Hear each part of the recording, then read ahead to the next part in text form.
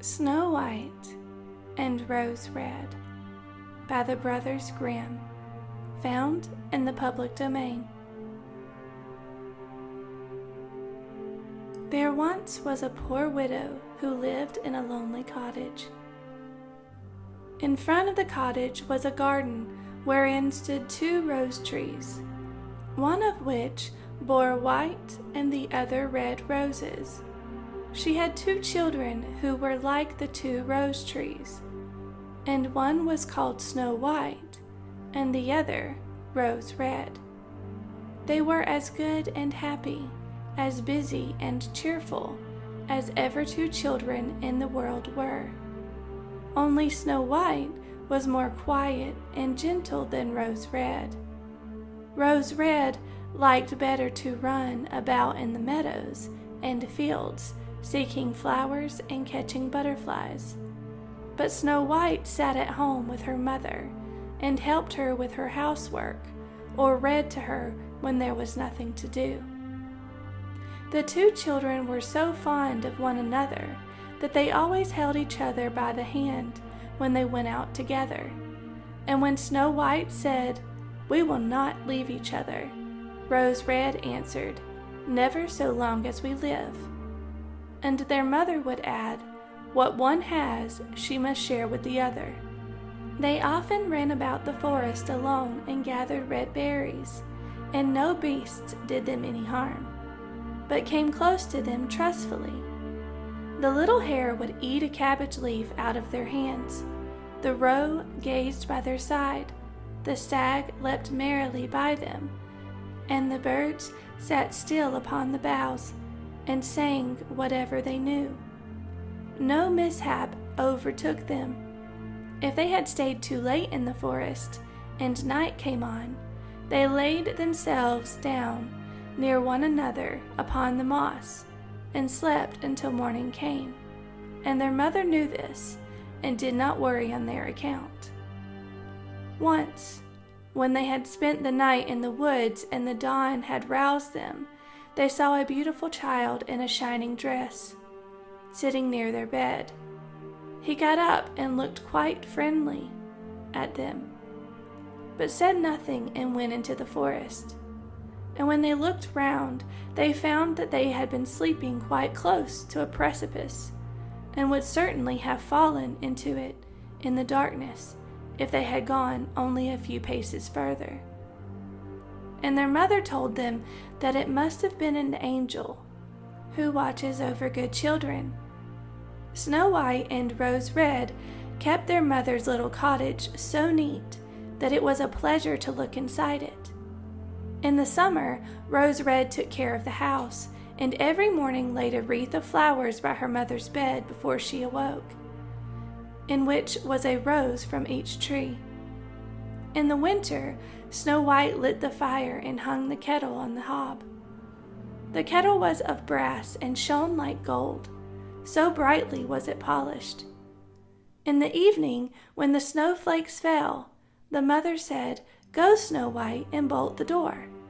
And then they sat round the hearth, and the mother took her spectacles and read aloud out of a large book, and the 2 girls listened as they sat and spun.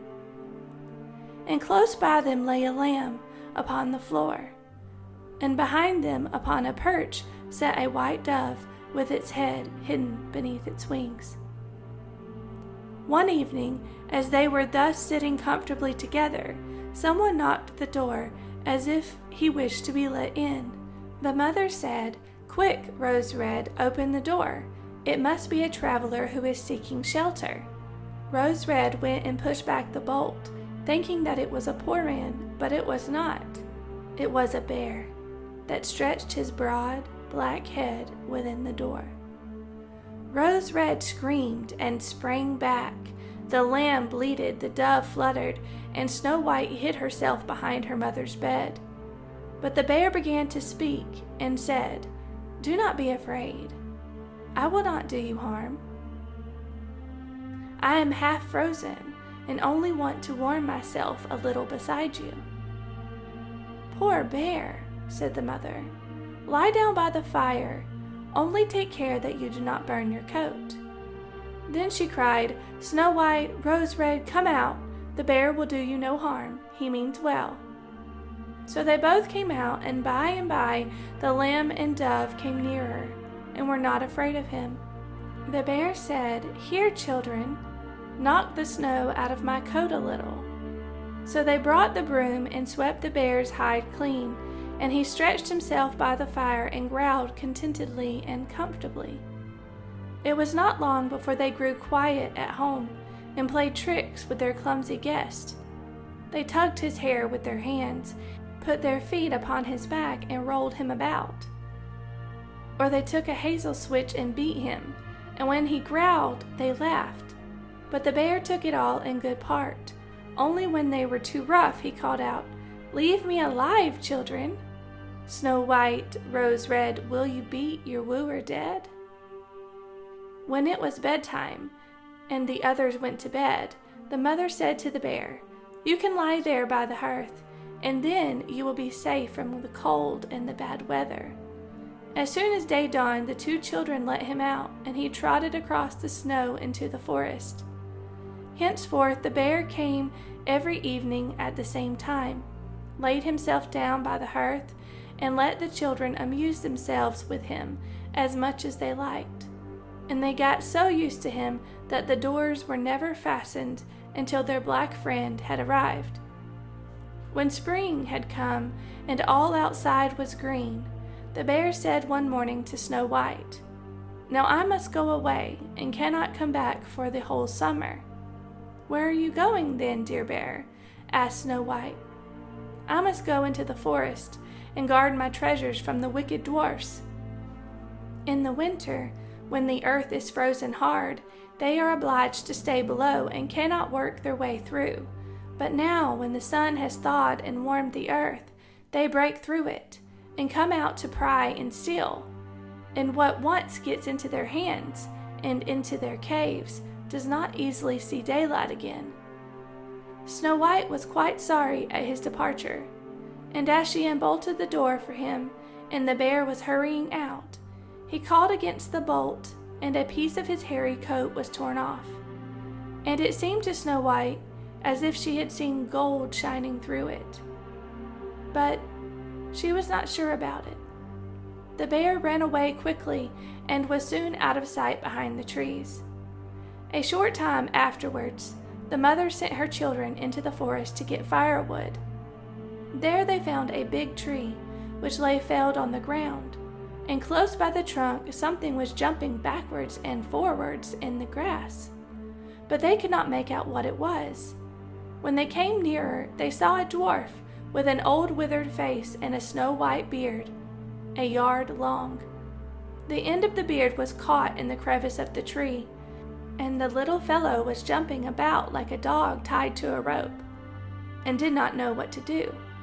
He glared at the girls with his fiery red eyes and cried, "Why do you stand there? Can you not come here and help me?" "What are you up to, little man?" asked Rose Red. "You stupid prying goose," answered the dwarf. "I was going to split the tree to get a little firewood for cooking. The little bit of food that we people get is immediately burned up with heavy logs. We do not swallow so much as you coarse, greedy folk. I had just driven the wedge safely in, and everything was going as I wished, but the cursed wedge was too smooth and suddenly sprang out, and the tree closed so quickly that I could not pull out my beautiful white beard. So now it is tight, and I cannot get away, and the silly, sleek, milk-faced things laugh. Ugh, how odious you are!" The children tried very hard, but they could not pull the beard out. It was caught too fast. "I will run and fetch someone," said Rose Red. "You senseless goose," snarled the dwarf. "Why should you fetch someone? You are already too many for me. Can you think of something better?" "Don't be impatient," said Snow White. "I will help you." And she pulled her scissors out of her pocket and cut off the end of the beard.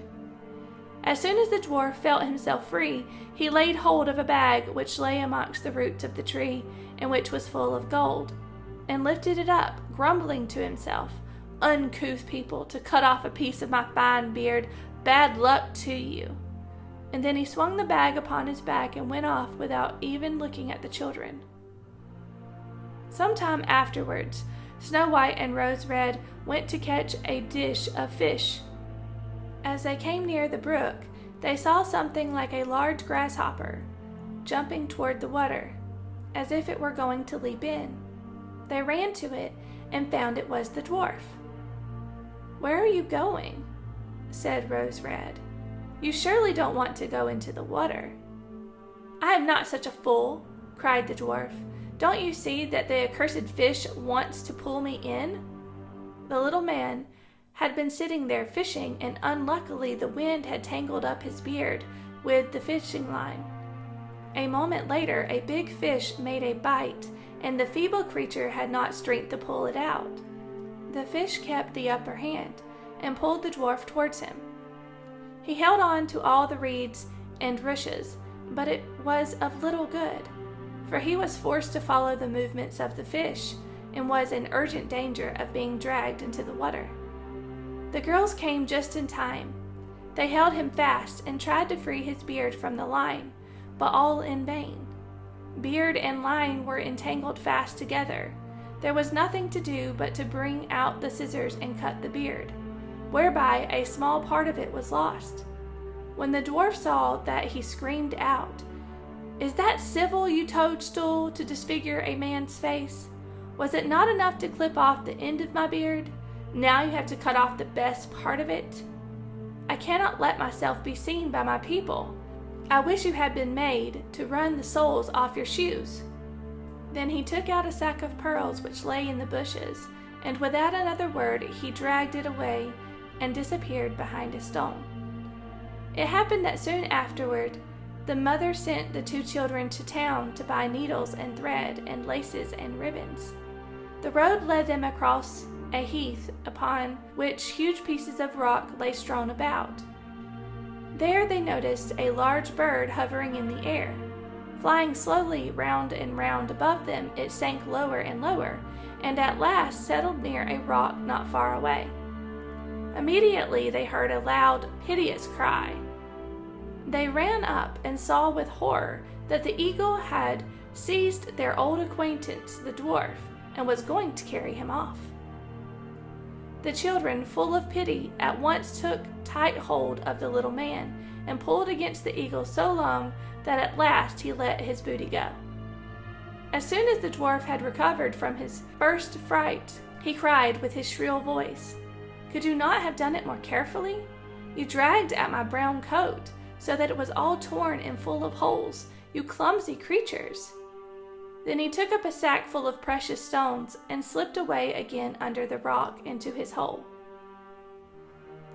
The girls, who by this time were used to his ingratitude, went on their way and did their business in town. As they crossed the heath again, on their way home they surprised the dwarf, who had emptied out his bag of precious stones in a clean spot, and had not thought that anyone could come there so late. The evening sun shone upon the brilliant stones. They glittered and sparkled with all colors so beautifully that the children stood still and stared at them. "Why do you stand gaping there?" cried the dwarf, and his ashen gray face became copper red with rage. He was still cursing when a loud growling was heard, and a black bear came trotting towards them out of the forest. The dwarf sprang up in a fright, but he could not reach his cave, for the bear was already close. Then, in the dread of his heart, he cried, "Dear Mr. Bear, spare me. I will give you all my treasures. Look at the beautiful jewels lying there. Grant me my life. What do you want with such a slender little fellow as I? You would not feel me between your teeth. Come, take these two wicked girls. They are tender morsels for you, fat as young quails. For mercy's sake, eat them." The bear took no heed of his words, but gave the wicked creature a single blow of his paw, and he did not move again. The girls had run away, but the bear called to them, "Snow White and Rose Red, don't be afraid. Wait, I will come with you." Then they recognized his voice and waited, and when he came to them, Suddenly his bear skin fell off, and he stood there a handsome man, clothed all in gold. "I am a king's son," he said, "and I was bewitched by that wicked dwarf, who had stolen my treasures. I have had to run about the forest as a savage bear until I was freed by his death. Now he has got his well-deserved punishment." Snow White was married to him, and Rose Red to his brother, and they divided between them the great treasure which the dwarf had gathered together in his cave. The old mother lived peacefully and happily with her children for many years. She took the 2 rose trees with her, and they stood before her window, and every year bore the most beautiful roses, white and red. This has been a recording of Snow White and Rose Red by the Brothers Grimm, narrated by Vanessa K. Eccles, with music by Kevin MacLeod. Thank you for listening.